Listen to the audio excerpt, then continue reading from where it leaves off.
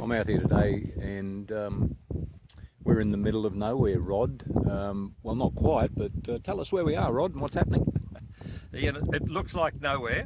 The reality is we're not very far from the town of Claremont.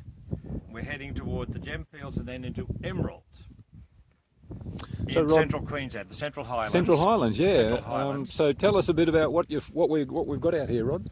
Okay, in the distance you'll see the remnants of all the little volcanic plugs. Right. Lots and lots of them out there. They brought up many of the sapphires that appear in Central Queensland.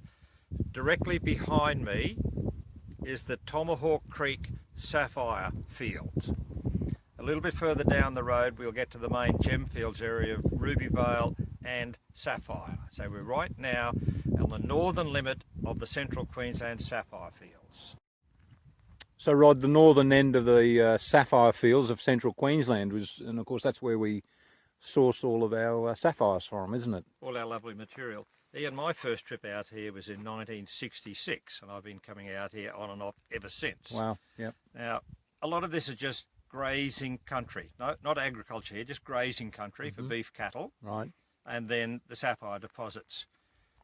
Here in Central Queensland, we have the largest area of sapphire deposits in the world. An enormous area of potential sapphire mining area. Very tightly controlled by the Queensland Mines Department, environmental conditions, etc., etc. We also have very large areas set aside for tourists, fossicking reserves. Okay. Huge areas for fossicking. So Tomahawk Creek behind me here has a very limited amount of commercial mining. Right. But huge areas set aside for tourists for fossicking. When we go down to Rubyvale into Sapphire, it was much more concentrated and deeper ground. Right. So that was really the heart of the commercial sapphire mining area. Well, we're at the sapphire fields just outside of Rubyvale in Central Queensland, and I'm having a chat to Rod here, and in the background there we can see some vision of the mining area. Rod, this is an area that you've been to many times. Can you tell us a little bit about it?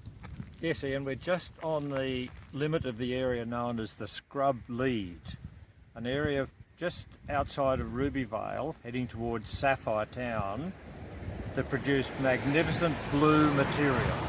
Magnificent blue here. Probably 80% of our production here was blue with a few yellow party colours. Right. Now, in the background you'll see a big waste dump from one of the earlier miners, a present drying pad, heaps of wash that have been pushed up and prepared, ready for processing. Now here in Central Queensland we have dry winters. So here it is early September, there's been no rain for many months, all the dams are empty, so there is no washing going on just at the moment. Right. We're waiting for the spring rain and then we'll start washing material through the plants again. Hi Rod, you've just told us a little bit about where we are in the Gemfields over at this particular area, some of the mining areas, and now we're looking down the road coming into Rubyvale. Rod, what can you tell us about the history of this place? Well, the road here from the little village or the town of Sapphire to Rubyvale ran along the top of the ridge right through the original mining area. When I first came here, this area was dotted with hand mining shafts, all hand mining, shafts down 30, 40, maybe 50 feet. Now that's back in the 1960s. In the 1970s, the Mines Department changed the regulations and allowed open cut mining. Machinery mining. Machinery mining, yeah, dozers, etc., etc. So we then evolved to that with pulsators, puddlers. It's been mined again since, and some of this area has now been pegged a third time, and they're now going back and remining, getting the little areas that were missed previously. Oh, really? Very productive area. Beautiful stone here. Right. So this goes back, gosh, 100 odd years then, Rod, really, to have been mining sapphire in this part of Central Queensland. the 1870s Yeah. is when this was first mined. Okay. So the late 1800s until the period of the First World War, 1914, the production from here went to Germany and then into Russia. Oh well. The beautiful blue material. Oh well. And then it closed down for a long period during and then after and before the Second World War. And it's only in the 1960s that it started to reactivate and became a very, very productive field. Oh, that's interesting history, Rod. Look, thanks for that. Fantastic. Okay, yeah.